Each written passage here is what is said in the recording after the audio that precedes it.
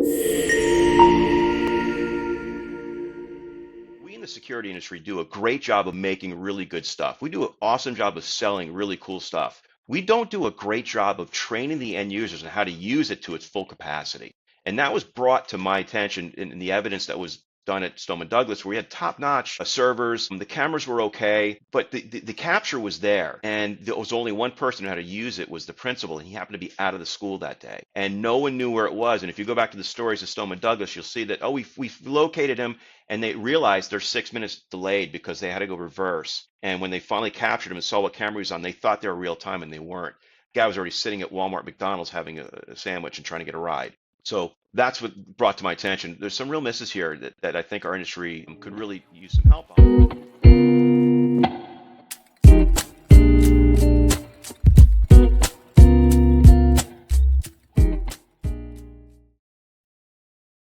Welcome to the Security Connection podcast. I'm your host, Joe Souza.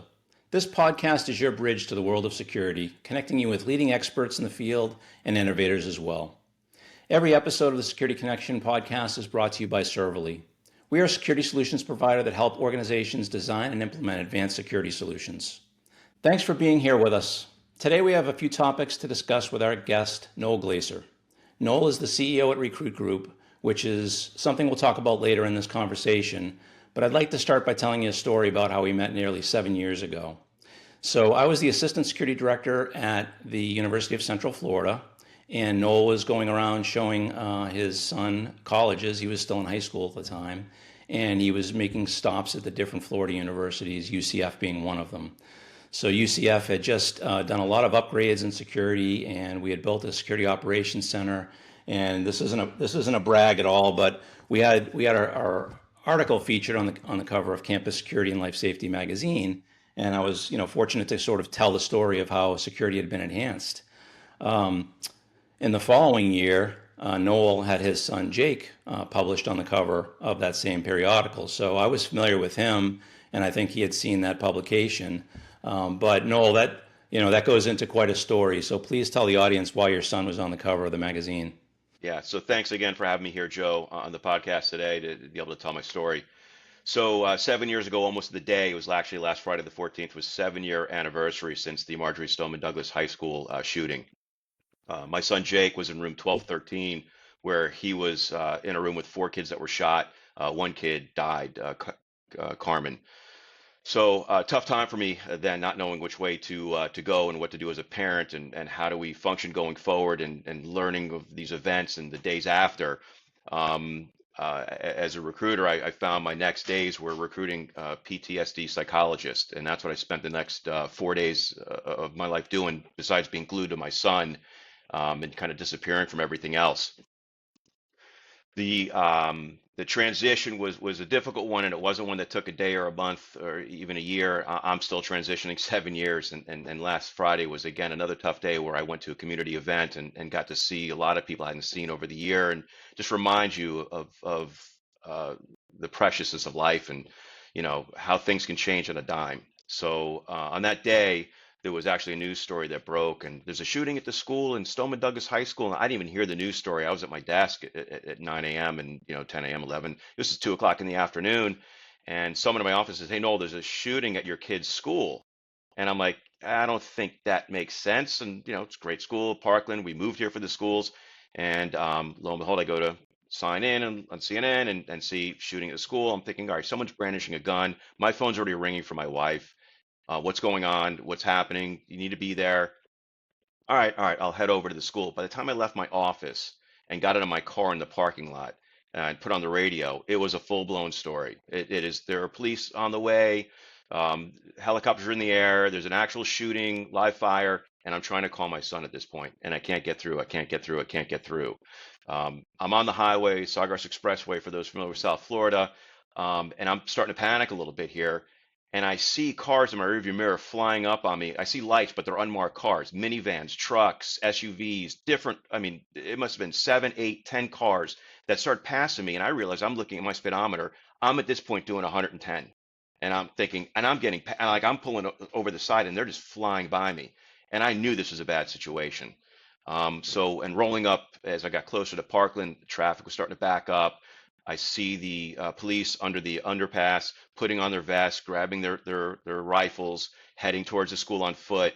And that point, I finally get a hold of my son, and I hear him running, and I hear sirens behind him, and he's screaming, "An actual shooting! It was in my room. There's people." I'm like, "Where are you?" And he told me he just got out of the room. They released that group first because there was injured in his room, and he ran out, and I saw where my wife was from Life 360 to, "Hey, meet him here." And he's a track kid, so he's very fast. And I said, "Don't stop running. It's about a mile from there." And within 3 minutes, he was sitting in the car with my wife about a mile from the school. I was lucky to pull in right behind them. I cut through a couple developments, and I got in right behind them to see my son, pale as a ghost, knees were skinned, sweating, trying to catch his breath to explain to us what's happening. It was that point that I realized I'm not going to really fully grasp this right away, and it took a long time to realize that my son was actually in a room where four kids were shot and one kid was murdered right there for him to see this at 16 years old. So So life was a little Noel, different since then. certainly that's a horrible story. That's something a parent never wants, to experience, and unfortunately you did, and many did that day. Fortunately, Jake's okay. Jake's your son. And it must have seemed like an eternity from the time you were told that it was on the news, you saw it on the news, you drive down the freeway, you get to the school. How much time had actually elapsed from when the shooting had started until Jake safely got out of the school and met you and your wife? It was about 30 minutes. It was about 30 minutes, and it's a great question because I actually asked Jake, "Hey, from the shooting started, when did this start?" And he goes, "I must have been in that room for half an hour." He was in the room for 6 minutes. Wow. When we went back through the timeline and realized what happened, by the time that the shooter shot through the square glass, put the rifle in his room, just started spraying bullets into the room, and he remembers hearing the glass hit the ground. He remembers hearing the bullets going through the podium where he was hiding behind, and he remembers one of the shot victims who had a collapsed lung struggling for their breaths. Like, this is the stuff I'm trying to grasp, when he's explaining the story, and it's I'm actually was Googling his name today to kind of see, hey, where Jake fall in this thing, what's published on Google, and there's still stories coming up where I'm watching him being interviewed that I hadn't seen yet, 7 years later, that he was interviewed, and listening to him talk, it brought me to tears. Like, I can't remember him having to say, "I'm not feeling safe in the school," or "Yes, we're worried about it," or "Yes, let's get more security," or "I hear things, I heard things that I didn't expect to hear." And it took me a lot of the PTSD specialist, not only with my son, but for me to kind of work through it as a parent. Yeah, so if you don't mind, let's talk a little bit more about Jake. So we met at UCF when he was looking at colleges. He was still in high school at the time. But as a parent, school safety is important, right? Because now you're thinking about I want him to go to a university that's, he's going to be safe and feel safe, and Yep. that's a big part of it. And I can tell you, I probably didn't share this with you. We've known each other 7 years now. Um, we did have Parkland students come to UCF, and the university police had produced their own run, hide, fight video. It's the common nomenclature that's used still to this day of the techniques to use in the event of an active shooter. But they had done one on campus using campus buildings, so it was a little more relatable to students at orientation. But the counselors had briefed the police department to say, beware that we have Parkland students here, and you might want to pre-announce the fact that you're going to do this, what the video contains. There are actual gunshot sounds, people fleeing from the scene, an armed intruder that's, the aggressor in this situation. And it was really smart of the counselors to do that because it gave the students the option to leave if they wanted to, or understand that that was going to happen, and probably they would relive that situation all over again. I've also seen other situations where I've been in the corporate world using a corporate produced run, hide, fight video, and HR professionals think it's too violent and too scary, and they don't want that used as a method of education. So it's still something our country is learning to grasp with, for sure. I did a little bit of research, prior to our episode, because, we were going to talk about Marjory Stoneman Douglas and the Parkland incident. And certainly Parkland's one of those towns where, a great community, never going to happen in our town. You never expect it, you know, um, type of situation it was. But Columbine is the benchmark, right? That's when it started, 1999. it became a harsh reality for our nation that school violence was a thing that was here to stay. So, before that time, we didn't have school resource officers. We didn't have cameras probably in very many schools, access control systems, alert systems, badges, any of these technologies. Lockdowns weren't practiced. When lockdown started, I thought back to my parents' generation. Yeah. They were kids during World War II, and they used to hide under the desk for the bomb drills that they used to have. And this is very similar to that now. But since Columbine, 390 school shootings, 203 deaths, 441 injuries, students, educators, and others on campuses. That's just K through 12. That number's probably higher. It's just pulled off of an internet search, but you know that everything that involves school safety is another reason why I have you on today, not just to tell the story of you and your family, but what have you done since then? So you're very active now in the community and in the security industry. So tell us a little bit about the initiatives and the board that you're on that's trying to do good by school safety. Perfect. Now, thanks, Joe. The first how we met back to UCF, that was one of the first schools we were visiting. It's kind of on the line of chain of travel. So coming from South Florida, Orlando, UCF, Gainesville, University of Florida, Tallahassee, FSU, and we were visiting all those schools. Already did USF, and my son put that out. I'm alumni from USF. I was kind of hurt, but we moved on from that. But our first school to visit was UCF, and it's interesting you brought that up about the run height uh, flight scenario. And even at the orientation, they do a presentation on that for the masses, for everybody coming in for orientation. And they did announce that this may be too violent for some to see, and they gave us an opportunity not to sit through that. So very interesting you brought that up. And that was actually it was taken very well by me and my family as well. And my daughter was with us too, and she was in the middle school. That's another story I'll tell you, because she did not get out of the school very quickly. She was 5 hours in the middle school. It was not until evening time, it was getting dark out before she was released and running into her brother's arms. Incredible scene. I mean, just really an incredible scene. So yeah, when we got to UCF, I had already preempted and kind of reached out to the school to find out where the EOC was and who's in charge of the Sox and what. And I got a few names. And I think I might have reached out to you maybe on LinkedIn or an email to say, hey, we're coming up. Just want to let you know I'm from security industry and just want to say a quick hello. Boy, I didn't expect the welcome we got. And again, I really appreciate that, Joe. We walked in and got to meet the University Police. We got to meet you, your partners within the EOC.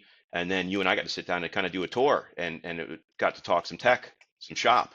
And I was really impressed with what you guys have put together and even heard some of the stories about who you've hosted at the university, from Hillary Clinton down to the basketball games, down to the sporting events, and hearing about how you guys are ahead of that with a massive campus, the largest school in our state and one of the largest schools in the United States with over 60,000 students. So very impressive. So that was a great visit and really set the bar high as we continue to tour schools. To further our relationship, you went on to move over to University of Florida, which is where my son ultimately decided to go to college. And then again, we're pulling up in that summer session, his first session of school, van full of stuff. And you said, Noel, before you go anywhere, stop in my office. And we did that. And you got to meet my wife and my son and my daughter, and we were all there and had a nice chat. And again, you were able to explain to me, here's some of the options, here's some things that are happening, here's what we're doing to further the security within the school. And again, made us feel great coming into the University of Florida atmosphere. And go Gators, because now, well, Jake is now graduated. Very happy to report that he's got a master's in accounting from University of Florida and is working with Deloitte. So everything worked out really well. Now he's in the working world for the last 3 months, and that's a whole other world to him. But my daughter's still there as a junior, and I know how I feel and the safety of that. And I can advise her that if you're not safe, call here, get this app, and we're connected on the same Gator app, and we watch alerts and we keep in touch, and it's a very cool thing. And anything goes on, she's telling me alerts before I'm even getting them sometimes. So it's been really great to see what you've been able to accomplish at the universities, and again, I thank you for that. Um, Yeah, and actually, I showed the cover of the UCF, but you have this hanging on the wall behind yeah, you. It's actually your that's son, as he was framed up featured on there. that cover. So, fine young man, and certainly Yeah, he's done really well. yeah. But I think you're going to talk about the board that you're on. Yeah, so the transition, this is great. That picture was actually taken at ISC West months after the event. And what happened was when I finally got back to my desk after the event, it was probably about 3, 4 weeks later. I wrote an op-ed, kind of just, I'm not a writer, and I sat down on my computer and opened a Word document blank and just started typing from my head, just started writing things just to clear myself so I can get back to work. What I wound up doing with that is saying I had a marketing person who was working with me, helped me to design my website, and she's in New York. And I said, hey, I'm sending you this. Can you please read this and help me make sense of this? And she calls me back in tears. And what are you trying to get? What's the point? What do you want to try to get done here? And we got it down to a nice piece. And what it did is I wound up publishing it on LinkedIn. It's still out there today. The Parkland shooting from the eyes of my son. And that's what that became. And Don Erickson from SIA, President, CEO of SIA, saw that and reached out to me directly. And basically the message was in there, we in the security industry do a great job of making really good stuff. We do an awesome job of selling really cool stuff. We don't do a great job of training the end users on how to use it to its full capacity. And that was brought to my attention in the evidence that was done at Stoneman Douglas, where we had top-notch servers. The cameras were okay, but the capture was there. And there was only one person who had to use it was the principal, and he happened to be out of the school that day. Mm. And no one knew where it was. And if you go back to the stories of Stoneman Douglas, you'll see that, oh, we've located him, and they realized they're 6 minutes delayed because they had to go reverse. And when they finally captured him and saw what camera he was on, they thought they were real time, and they weren't. Guy was already sitting at Walmart, McDonald's having a sandwich and trying to get a ride. So that's what brought to my attention. There's some real misses here that I think our industry could really use some help on. And Don Erickson again caught wind of that and put me in touch with some great people. And ultimately, they had sponsored a group, an organization called Pass K-12, and it's passk12.org, and it's the Partner Alliance of Safer Schools. And it's really a conglomerate of folks within our industry, organizations, great leaders from our space, technologists, theorists. It's across the board. And over time, that's developed. It came around since Sandy Hook, so it's been around for 10 years, in its 11th year now, and they've come up with the PASS guidelines. And volume 7 is going to be released April 7th, just after ISC West. So we're gearing up and getting that put together. And there's many people who contributed to this, and over all these revisions. And even the current vision at 6 is a really, really good model. And I got myself attached to that group, and now I sit today on 2 committees within the PASS organization. One is the outreach committee, which is allows me to tell my message and who the audience is. And my audience is a parent, a teacher, a facilitator for a school, a principal, any superintendent, anybody, an aunt, an uncle, a brother or sister who's got a kid in a school. That's the audience for the PASS guidelines. And what it does is provides a school and a facility, public or private, a place to start for school security.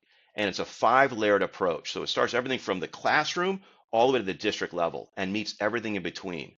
And I've handed this to private schools and public schools where I've gotten nods, wow, now I have a place to start. And it was amazing that these principals just don't have that place to start.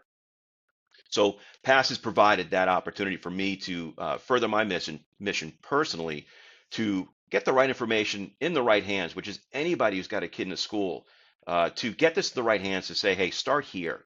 And it doesn't always mean monetary or there's no product specifications. It's product agnostic. It just talks about the approach, the procedures, the policies, things that need to be put in place. And I think it's a great place to start and something I'm very behind and will continue to get that message out there. How many people are part of PASS or organizations? Is there a count, and how often do you meet? Yeah, so there's hundreds of people involved in this thing. There's many organizations, so many committees. So I sit on the compliance committee and the outreach committee. And the compliance committee allows me to have companies that say, hey, we want to get involved. And their first interview process is with the compliance committee. The application gets put through there. And my part on that group, and there's 6 of us on that group, 6 or 7 on that group right now. And what I'm looking for is the why. I want to hear from the companies, what's the interest level in getting involved in K-12 security? What drives you to do that? It's not about the product, it's not about the technology, it's not about we have a greatest solution in the world. That's not what I want to hear. I want to hear the why, that we're here to make it better. We're going to partner with, we're going to be open, we're going to be part of a bigger solution. And that's what's important to me because it's not just one piece that's going to solve or mitigate this issue. It's going to be several pieces and a lot of folks to get involved to make it work. So with the compliance committee, I look for that messaging from the companies, why they're getting involved, and then with the outreach, is get that message out there to as many people as possible. But there's a That's lot of great. people involved in this thing. Again, 10 years in the making, some great folks involved with that organization, and it just allows me to hear from some of the best in the industry, and allows my voice to be heard. And I trust what I get back from this group. It sounds like an extremely noble cause, right? Putting the students and the staff and the faculty of the school before any self-interest of a board member or an integrator or a company that's being part of that, and just trying to promote, as you said, the guidelines for that. A lot of what we're seeing, Noel, we're seeing legislation is still, you know, a friction point for both school safety and trying to provide the best possible, practices for making sure these schools can be safe. And, even this week there was legislation. We both live in Florida. The legislation was proposed in Florida to prohibit the use of gun detection software, and the other school districts, and it's really based on state law or local law whether or not things like facial recognition can be used, because they could, many argue that it violates your privacy, where in fact it doesn't if you look closely at it and you realize that it's taking an image and digitizing it and putting it into a mathematical formula. It's not really identifying anyone, but certainly people of interest. Nicholas Cruz, who committed the shooting, was known to that school as, someone that was of concern. So if you had someone come back like that and the technology could detect the presence of a gun or the identification of the face, even if it's disguised, or if it's, a mask is on, a hood as a person ages.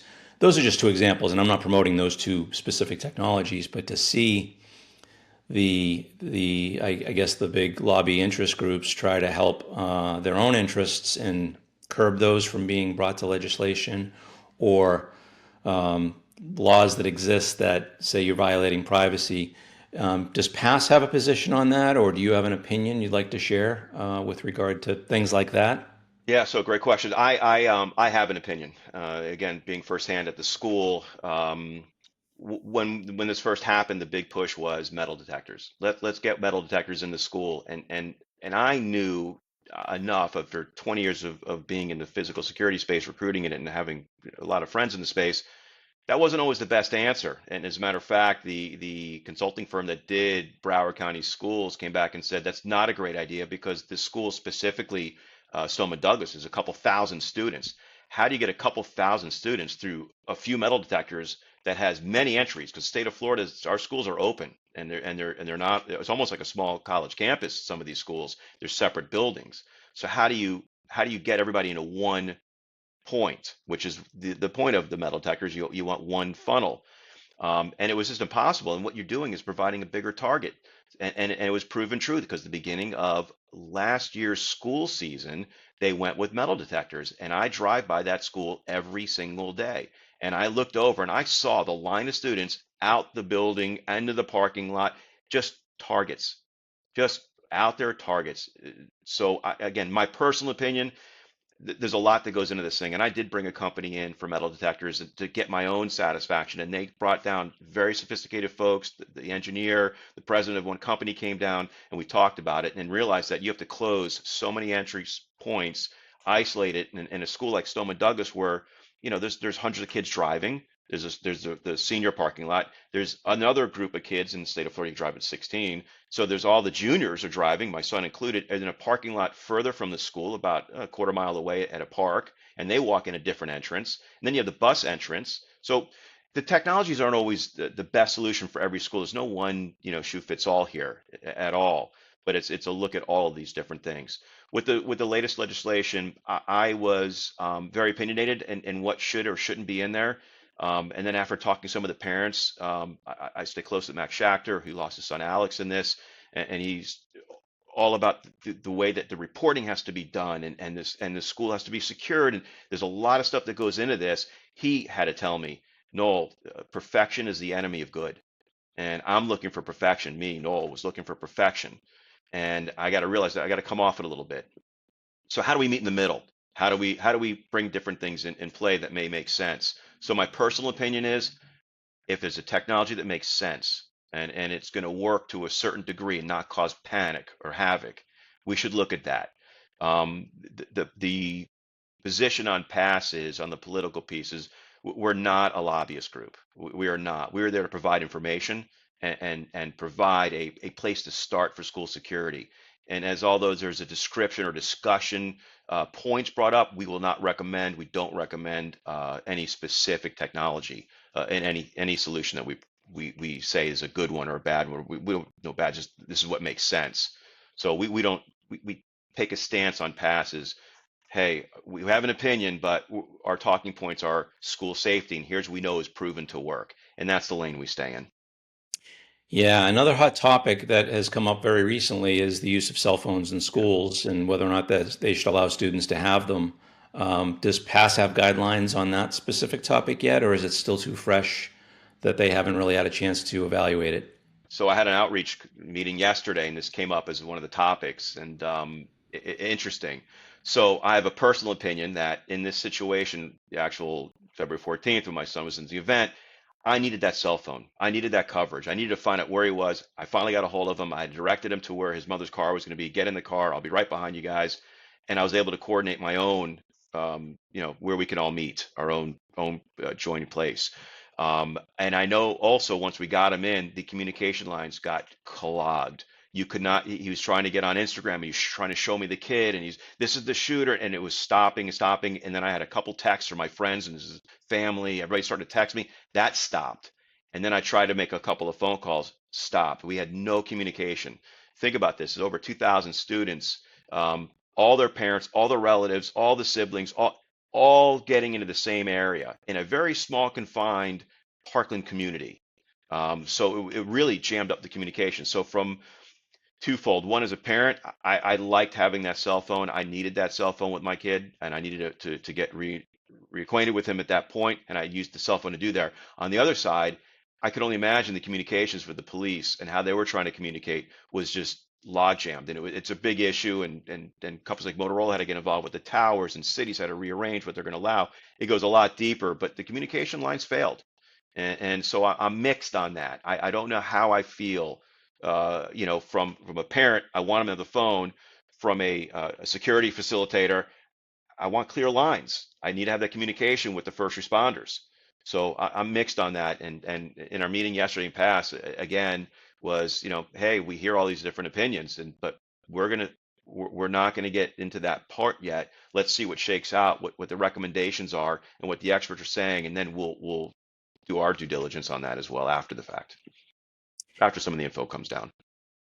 Having worked at two universities and my wife's been a school teacher her entire career, um, what you said, communications, if it even works, because these are large cinder block brick buildings, steel structures, and might not be within good cell coverage. So that's the first piece. The second piece is from a faculty perspective, it's a disruption to the classroom, right? And then from your perspective as a parent, having gone through that situation, you want your child and you want to be able to call and contact them if something bad happens. So there's That's right. there's probably a lot to talk about there, and hopefully they'll either improve the technology so if it is needed during the event, it's going to work because you go back to an event like 9/11, nobody could make a phone call.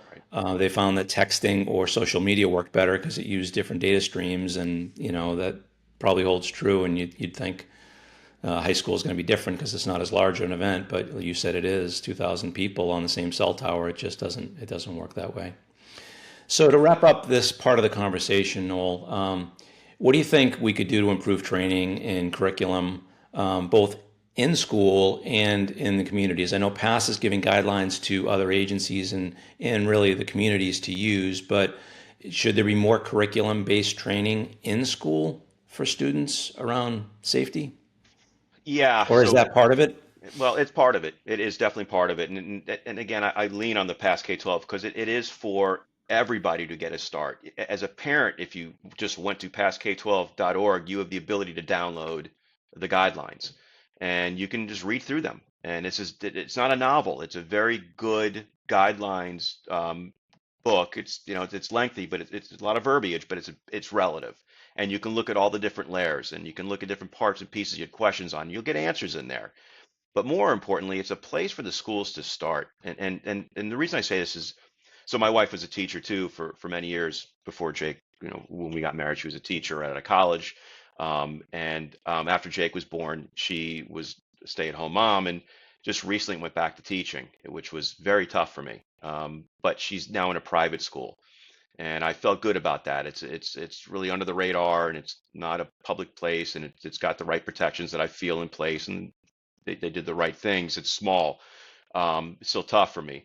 But I realized that even they didn't have a place to start. And it was my daughter came to me after Jake went on to college, and she was a senior in high school, and she did not want to go back to Stoneman Douglas High School. So she wound up going to a private school. So before that, we interviewed a few of them. I went in and met with the headmaster and the facilities person and talked about security. And both were very open to hearing more from me, where I actually brought them in about 4 or 5 experts in the space. I brought in a major integrator, a couple of manufacturers, lock and hardware person, a consultant in the space for training for shooter events. And they were very thankful for that. And it was a really, it made me feel better about the school and the way they were open to that. And a really great school to do that with, and a good culture there.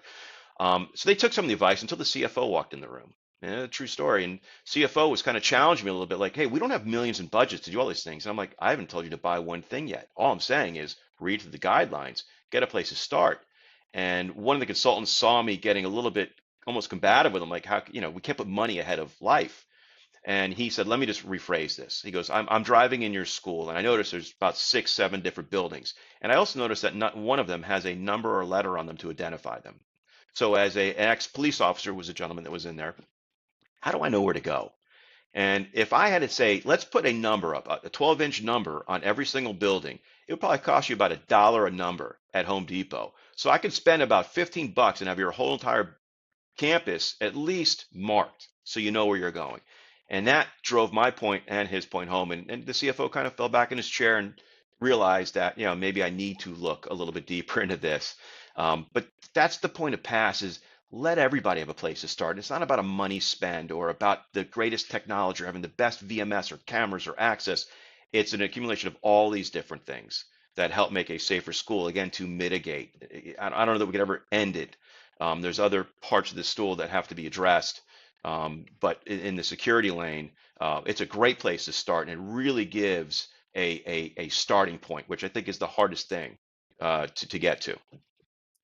That's a very refreshing point, and it made me think of something when you're talking about labeling the buildings, the rooms, the windows from the outside, anything that's simple, right? Low cost. And it starts with evaluate what you have, what your procedures, your policy is, because a lot of this can be fixed just with improving policy and procedure and without spending money, right? Train staff, limit the number of entrances. Like the schools have gotten that part down and they have single points of entrance, but taking it to a university level, when we built new buildings, we put rooftop numbers on because the county helicopter sheriff's offices would patrol. In fact, our universities would have an officer that would ride along with the county sheriff's office to make the pilots more familiar with the campus in the event they had to respond, and be able to do their waymarking and waypoints and identification of buildings, daytime, nighttime, landing zones, all of that stuff. Now that's an extreme example, a helicopter landing, but the same thing. Clear markings of buildings and rooms is simple. So, Yeah, one more point I want to bring up on that the book addresses that too, policies and procedures. And it was amazing to me how the lack of knowledge of those policies and procedures were within the school.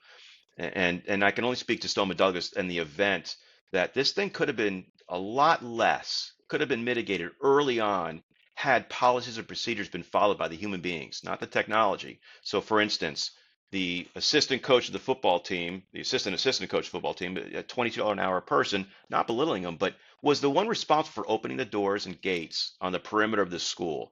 And it was a set time that you do it when the bell rings. He unlocked the gates 15 minutes prior to the bells ringing. Step one, fail once. Fail two, the shooter shows up in an Uber and walks in through one of those open gates. And the person, this assistant coach, who's this perimeter security guy, sees him, recognizes him, and instead of using the procedure of calling on the walkie-talkie, hey, we have so and so here in the on campus, we need to someone meet him. It was a phone call to the other coach who was also a security guard saying, hey, guess what? Crazy Boy's on campus. And this is all can be found in evidence, and everything was reported to the Florida State of Law Enforcement. And this is all can be found in research and checked. And had he done it the right way, didn't unlock the gate, then you see someone jumping a fence, a little bit different of approach, uses the walkie-talkie instead of a cell phone to notify one person instead of everybody, that crazy boy's here on campus, and that was the terms he used. That could have been mitigated from the very beginning. This could have saved many, many lives. And now it's just a policy procedural thing. So again, PASS addresses these things and have them in place and really makes you think about what you should have in place to help mitigate these events. Yeah, so I'll do a call to action right now for any of our security professionals that are listening to this podcast or watching the YouTube version. And if you're not familiar with Pass, we'll put show note links in there. And Noel's given it's passk12.org. Go look it up, and it's free, and it's got great information in there.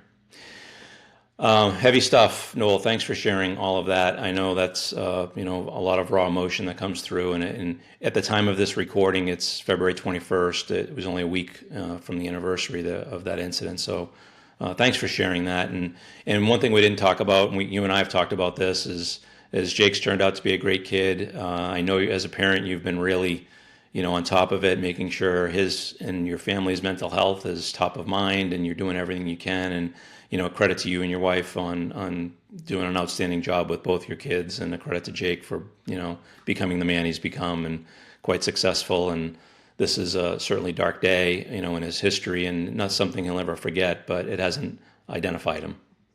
No, thanks for that, Joe. I appreciate that. Yeah, we're super proud of Jake and my daughter Julia, who, you don't think about the sibling, the younger sibling, and they get along stellar, and that sense of security or lack thereof in some instances, and the approach to care and how they worry about each other, and having them both at the University of Florida for a tenure was fantastic. I mean, it could not have dreamed of a better outcome for my kids to be in the same university, great university, and have that option. And now my daughter's there thriving. She's a junior there, and my son's back down south and working, and she's doing great. So yeah, I appreciate that, and we're super proud of our kids. But I will tell you, and last week was a reminder that I worry about his future. I worry about what his family life's going to be like, his kids going to school.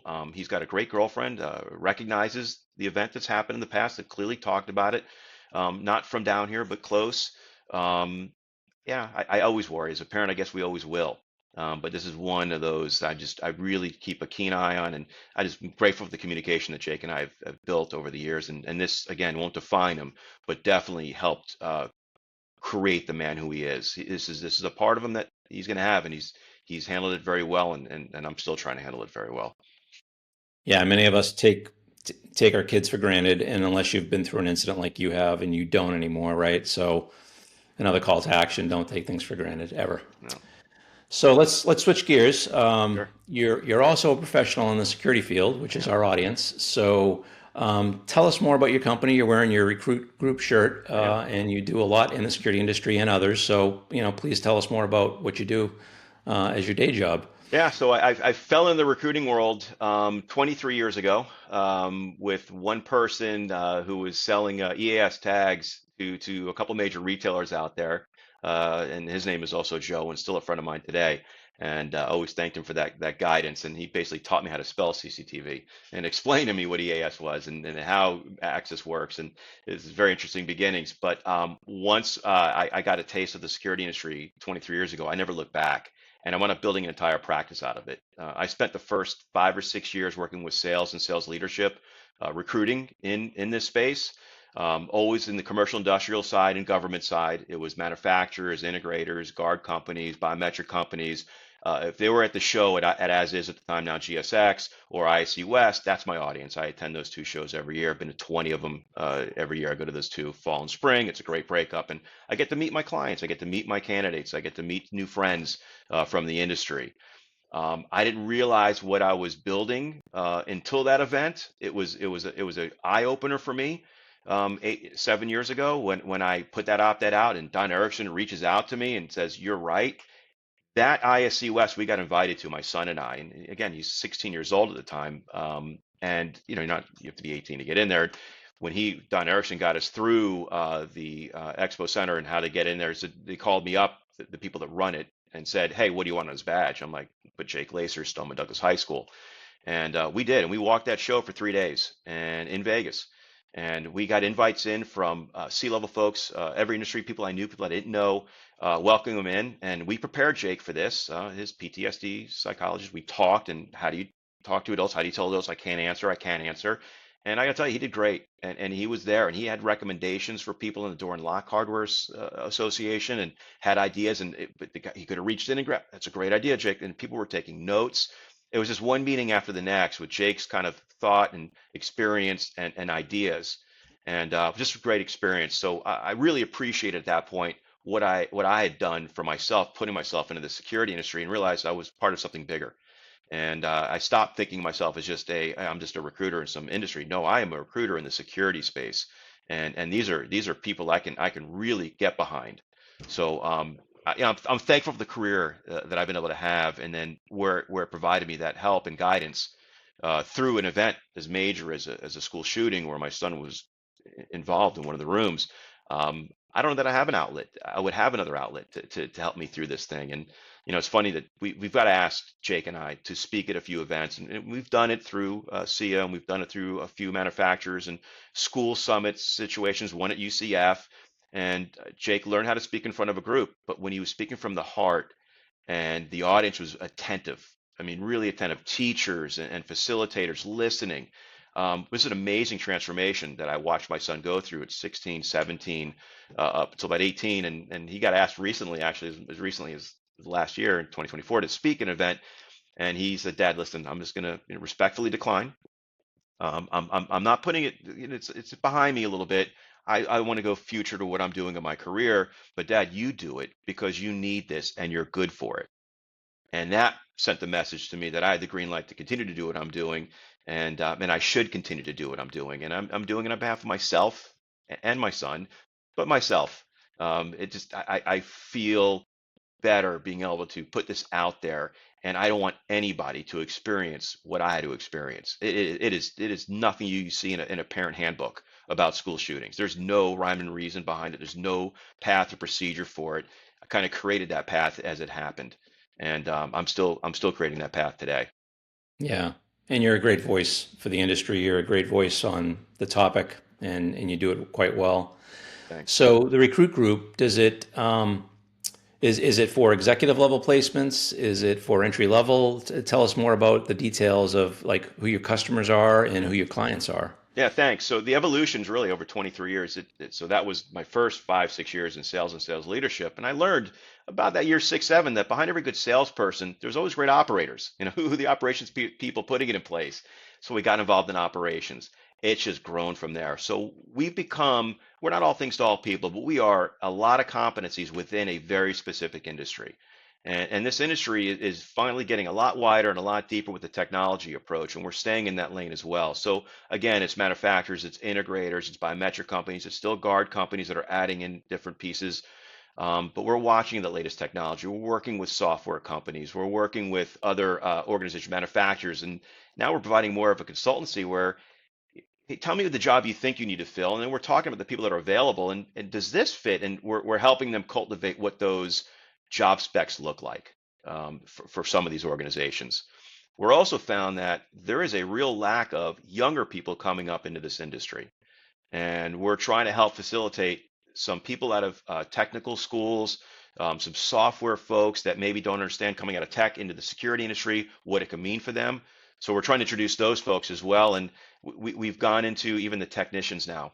People that before COVID were making 17, 18, $20 an hour are now making 75,000, 80,000, and some $100,000 base salaries with the right certifications.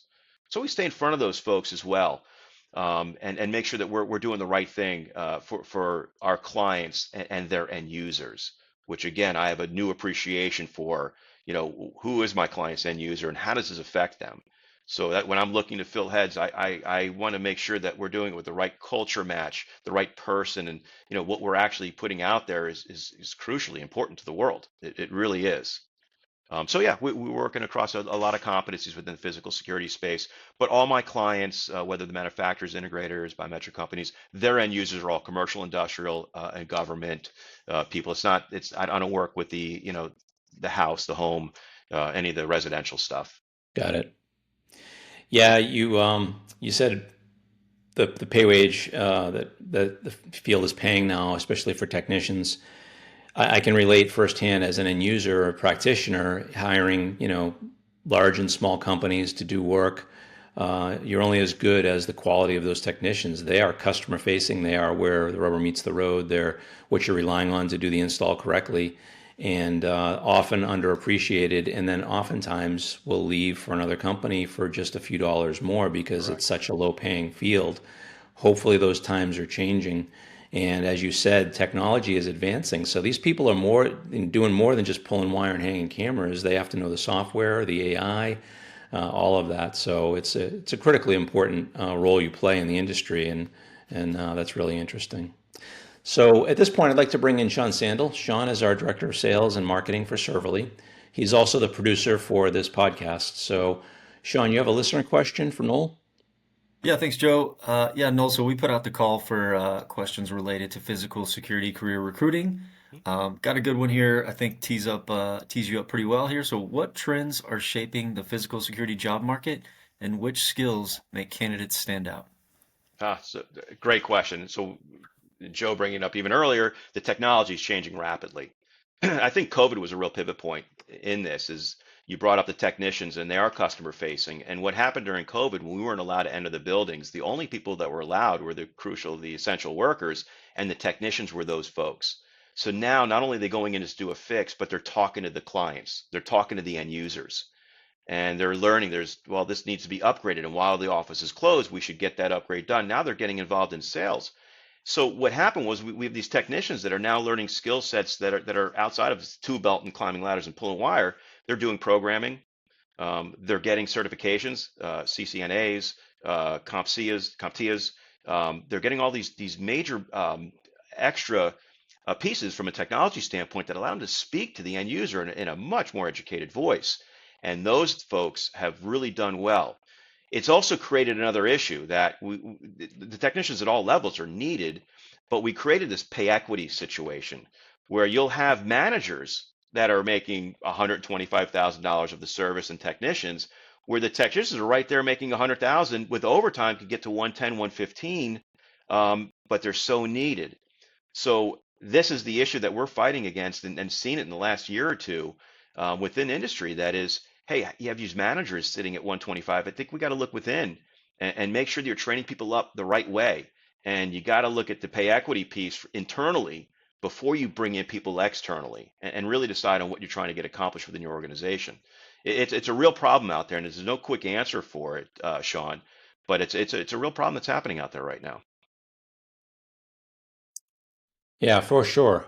So, Noel, I'm so glad to have met you and Jake and your family, and I really commend you for, navigating that difficult time and all the things you've done with your family, that you've done in the industry, and both from passk12.org and through the recruit group, you're active in many different ways. So, you're helping to provide a better community and a safer space for our young people today. So, thanks for doing that. Also, it was a very difficult topic that we talked about today, so thanks for your openness and willingness to discuss this, and for being my guest today on the Security Connection podcast. Yeah, thanks, Joe. I appreciate the friendship we've been able to build. I appreciate that first touch at a university. That'll never leave my heart. The way we got treated in that organization, it really made that transition out of high school to college much easier. You set the bar high out there, Joe, and I appreciate you and your team, Sean and Katie in the background. Thank you very much for helping put this together, and I appreciate you guys. That's great. And if employers or individuals want to look at your services from the recruit group, how would they go about reaching you? Yeah, you can find me on LinkedIn, I'm Noel Glacer. You find me there.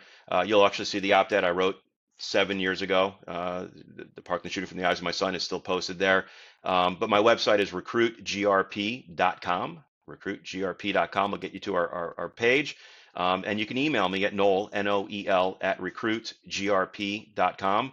And any questions, comments, anything, just you can send it my way, and I'd be glad to reply. Wonderful. Great conversation with you today. Noel, again, thank you for doing this. That concludes this episode of the Security Connection podcast. Please consider subscribing to the podcast on Spotify or Apple, and look for the video version on our website at serverly.com or the Security Connection YouTube page. Please be on the lookout for our next episode, where we will continue to feature guests and share their perspectives, experiences, and all things in the security field. Also, if you have a story you'd like to share or a technology you'd like for us to discuss, please drop us a note on our website so we can look for that in a future episode. Until next time, be safe, stay secure, and stay informed. Thank you.